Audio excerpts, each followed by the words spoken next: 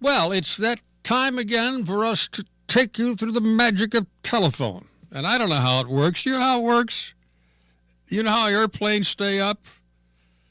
I don't know.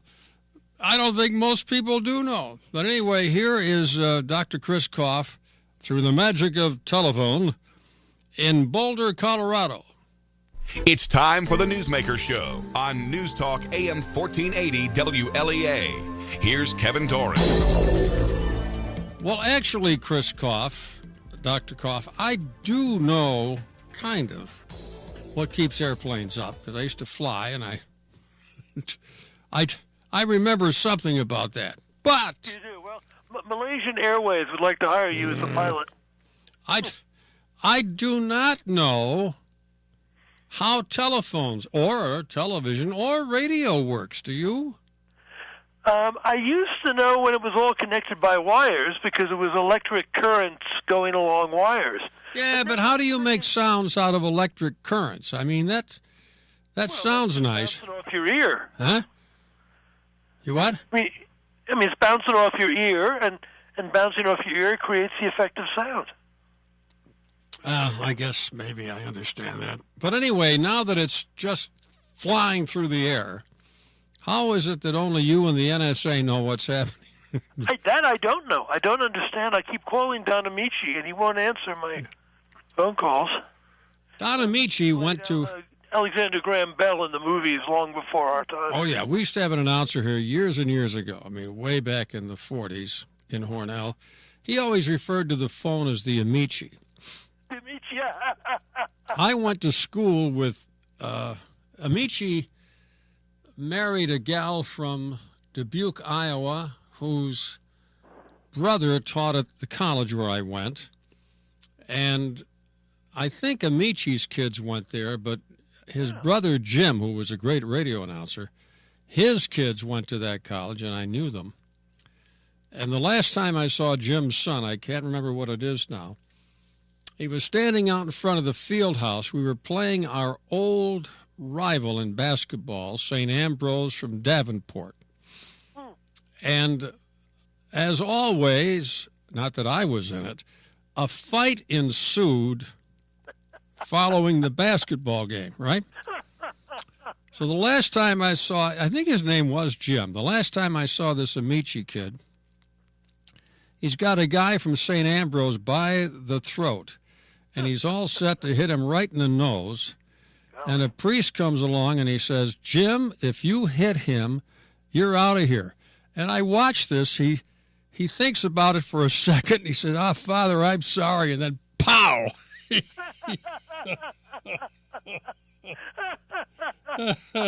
I've always wondered what happened to that guy. All right. So go ahead now. What are we talking about this week? Well, this is your surprise. Well, one thing there's the question of, are we going up or down as a nation? There's a lot of increasing. I mean, there's always some things that are better and some things worse than they used to be. But the trend lines have tended to be down now in the long-term trends, and there's a new Pew poll out studying the millennials, the younger people, who indicate that they're largely alienated from our institutions. They don't go to church, they're not getting married, and they do think that they're going to be supported by Social Security when they retire. So this is evidence that they're out of touch with reality. Institutions. Yeah. Well, now, what age group is millennial? Oh, that's a great question, because there's for some reason the Pew people put this in the middle. Born after 1980. Millennials are born after 1980, so they reach their legal maturity around the millennium, turn of the millennium. And the Generation X is 65 to 1980, and of course the baby boomers are 1946 until the Beatles come here. So these millennials are in their 30s now, are they not? They are now, the whole group is viewed as 20 to 33, yes. And they think that all they got to do is just hang in there and the government will take care of them? They are they're very confident about that. They tell the Pew people that they're 50% independents, but in fact they vote 60% for Obama, which may mean Democratic. That's the way the Pew takes it. So they're not as independent as they think they are. They don't go to church. They're not getting married. About a quarter of them get married by the time they're 30, which is way down from both Boomer and the previous World War II generation. And they think that they have very confident about the future, about the country providing for them in the future, although most of them don't have jobs, and those who have been to college often owe a lot of money. Well, that's not a very happy picture, is it? It's a depressing picture. Maybe they're all going to wake up and suddenly do something else, but they are out of touch with our institutions, key institutions, like a church and marriage, and that's not a good sign for a generation. Of course, individuals may have their reasons. On the other hand, they have an overly positive view of the ability of a country whose people are not going to church or not getting married to really, produce a stable future for them, which includes things from really having good jobs to things like Social Security once they retire. Well, if they knew what their social picture, most people have looked at it, and the Pew people themselves are shocked at what their research is showing. If they knew what their Social Security check was going to be, I think they might be a little disappointed because, if it's there at all, it ain't going to be much. No. No, well, yeah, it's not going to. Yes, it can't keep up with inflation, and that means, it's not enough to live on. It's enough to survive on. But it's not enough to have a wonderful retirement on, and it's going to get less and less and less. And there are a lot of reasons to think that some of that is what is involved in the general trends for the whole population. Median income has declined 7% over the past 5 years. Our country is increasingly deindustrialized. The industries we have are doing well, but we've lost a lot of our industries. About 40% of all babies are born out of wedlock. The public educational system is increasingly becoming private because the states aren't supporting it, which means you got to pay your own way through college, which is increasingly keeping people on the bottom from rising. So yeah, these people are living in a dream world in which they believe yes you can, and they believe the U.S. government is going to be able to take care of them, and the U.S. government can't take care of itself. So these are the people, probably the people who stand behind Obama when he gives a speech with big smiles. Exactly right. About 27% of the population, but they vote. They say they're 50% say they're independents, but 60% vote Obama, and they're standing behind him with these silly grins on their faces when he's doing these, routines with Zach Galifianakis, and he's making these promises about the programs that are going to rescue our country. Okay, now the Wall Street Journal yesterday and NBC. I trust the Wall Street Journal. I don't trust NBC. That's right. 50-50, right? Yeah. Mr. Obama's job approval, according to them, went down to 41% in March from 43% in January. Who are these 41%? Some 54%. Who are these people? I don't know. They must be the millennials. 54% disapproved of the job he's doing. That matches an all-time high. Right. And, you look at this and you think, are these the low-information voters? They just don't realize where the country's going and where this guy wants to take us. Either that or they want to go there. Maybe that's it. Maybe these millennials have a lot of friends, huh? They get their information from Jon Stewart. Yeah. Right? Mm-hmm. They don't read widely. They haven't thought about the important issues. They're bothered by the NSA spying, but they don't see any connection between a corrupt NSA and a corrupt Social Security and a corrupt IRS and on and on and on. They can't understand that our system is, borrowing to basically, hand out cell phones and welfare checks and all the rest of this stuff that's going on. And even when you attempt to cut these things, clever people like the people who run New York State find a way to get around it. Yeah. So that New York is still giving away more than it ever did, even though supposedly part of the budget deal was to cut some of this stuff. We're going to take... You guys are smart. I'm not saying it's, the job of your administrators is to take as much money from everybody else and spend it. Yes, and keep a little for themselves. And keep a little for themselves. Yeah. A little sticks in Albany. Yeah. I mean, it's amazing someone who's our age remembers when Albany was a relatively small town with, efficiently run by Mayor Corning. It was an efficiently run town. Mm-hmm. And now it's this super megalopolis. It's one of the best places for jobs in America. I mean, it's unbelievable. Yeah, and what they do is unbelievable. But you know something? We're able to track what people read on our website. Sex, of course, is if you put up the word sex in any kind of story, it's the most read story on the website. Yeah, right. Which is a commentary in itself. But if you put up New York State, bingo, hardly any readers at all. Really? No kidding. No, that's right. And yet they're the ones... People. These are people in New York for the most part, right? Yeah, right. And the guys and gals in Albany are the ones that are sticking it to us in the worst. They're worse than Washington in many ways. We'll be back in just a moment, and we'll get Dr. Kopff's reaction to the new mayor of New York, Bill de Blasio. And boy, is he a Lulu. Stay tuned, folks.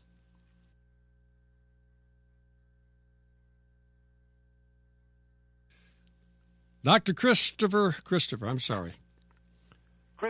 Christian. I've made that mistake before, Professor, and I'm sorry. I'll never do it again. Catholics are all Christophers. Yeah, I know. I'm terribly sorry. We Lutherans are Christians. Just saying it. All right, I'm sorry. I'll never do it again. No, it's totally natural. And the E stands for Engelbert, right? That's right. Named after the famous composer of Hansel and Gretel. No, it stands for Edward, right? Edward. It stands for Edward. E. Christian Kopff. All right. Chris, we were talking about the millennials. Now let's talk about the champion of the millennials. He's only been in office a few weeks, and he's already hated. His approval, it took Obama 6 years to get where de Blasio got in 6 weeks. Bill de Blasio, the mayor of New York, the quintessential socialist Democrat, and but he's doing something really awful.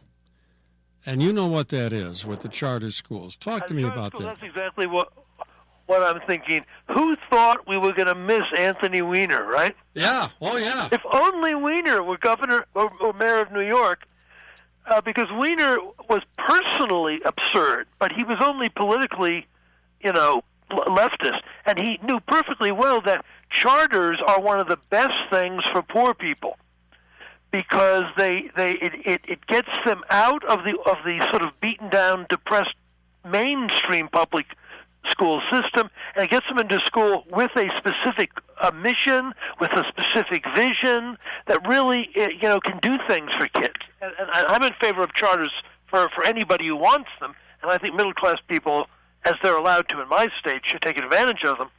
But in states like eastern states like New York, these charters are the way that poor people get out of the mess.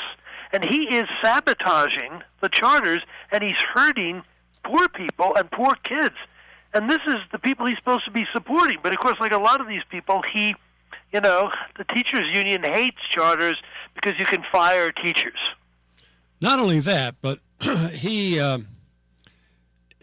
of course, owned by the teachers' union. He's owned. Yeah, no, he's a wholly owned subsidy. Right. He's howdy doody. And Buffalo Bob's lips are moving when he's talking. Well, the thing is, let me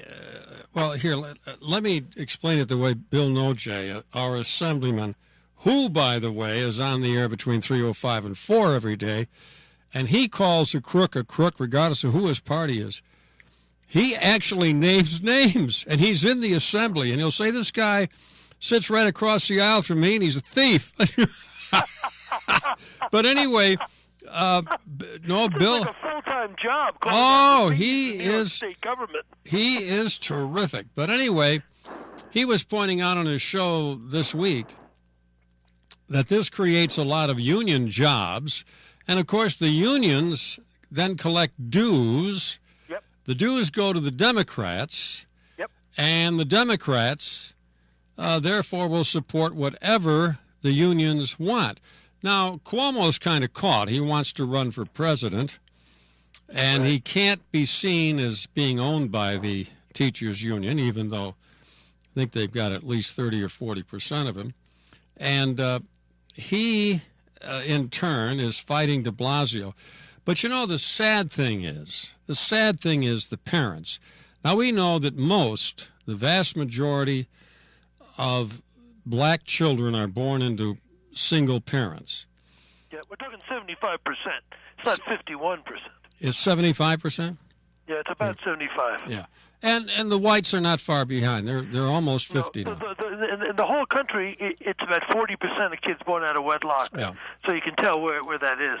Well, the thing about the black population, and I'm not being critical, I'm just talking about a fact here, is there are very seldom are their fathers involved. There are their fathers involved, but they're not around. And so you've got these mothers, and I don't care what color anybody is, they love their children. And these black women see that their kids are doomed if they go to the public schools, doomed, and they have a chance to get into the charter schools, and it's not easy to get into them. Nope. And here this clown comes, and I think he's a bad man. He comes in and he's closing down the only hope the blacks and Puerto Ricans and poor people in general have for climbing out of that abyss. And not only are they climbing out of it in these charter schools, these kids in New York City, there's a school in Harlem which is #1 in the state, and I've forgotten which category, math and science, I don't know what it is. Probably math and science. And these kids, if they went to a public school, if they went very long at all, they wouldn't know anything. And how can he do that? And when you're a former New Yorker, what does it take to impeach this clown? Well, it's tough when he's just in, right? I mean, you know, the guy's hardly been in. He's already doing terrible things because charters are schools which have a definite mission. They're aimed at the kids that are going there, and they can fire teachers that won't do their job or can't do their job or don't go along with it. And so it means you really have a mission-focused institution, and to take it away from poor people is absolutely disastrous. It it's really cruel. Is catastrophic. And he's just in. I mean, the system isn't built to allow impeachment of a person who's just taken over. Right? I mean, you got to have some evidence. I mean, the evidence is building up. Now, I don't know how you get rid of a mayor that bad. The city council needs to stand up to him somehow. Well, you know, and of course Obama did something similar in Washington. He stopped giving out vouchers, didn't he? Oh yeah, absolutely. Yeah. No, Obama is very loyal to the teachers union. He supports. So the black kids in Washington, whose only hope was to get into a private school, generally a Catholic school, their only hope of getting out of that ghetto, and he cut off. I'm telling you, you wonder why the blacks keep voting Democrat, don't you? It's really something to see the racial solidarity because it's totally against their interest. Their interest is to have good schools, to have a variety of schools, to have charters. And it ought to be said, charters, there are bad charters as well as good charters. Yeah, but sure. Charters have a mission, charters can fire the incompetent, and also charters can fail if they're not doing their job. Yeah. Whereas ordinary public schools, and there are many good ones, of course, but the bad ones can't fail. That's the problem. They keep on existing. Well, that's a problem you and I can't solve, but it has been nice venting with you. And tomorrow we'll bring this up with Heinemann. And I'll also bring up the fact that the Republicans could, if they wanted to, get to the heart of the IRS scandal, but they don't want to, and I don't know why. Do you know why? No, it's frustrating everybody that they won't ask the key questions, No. they won't do the key things because, I mean, I'm sure they've been warned, but, we have, the income tax is not working on two levels. It discourages work, and now it's being used to investigate and harass the enemies of the regime. That's right. It's unbelievably corrupt. That's right. And I think the next guy who runs for president on the promise of abolishing the IRS is going to have a leg up. I really do. That's a lot of what we got to do in this country is abolish things. Yep.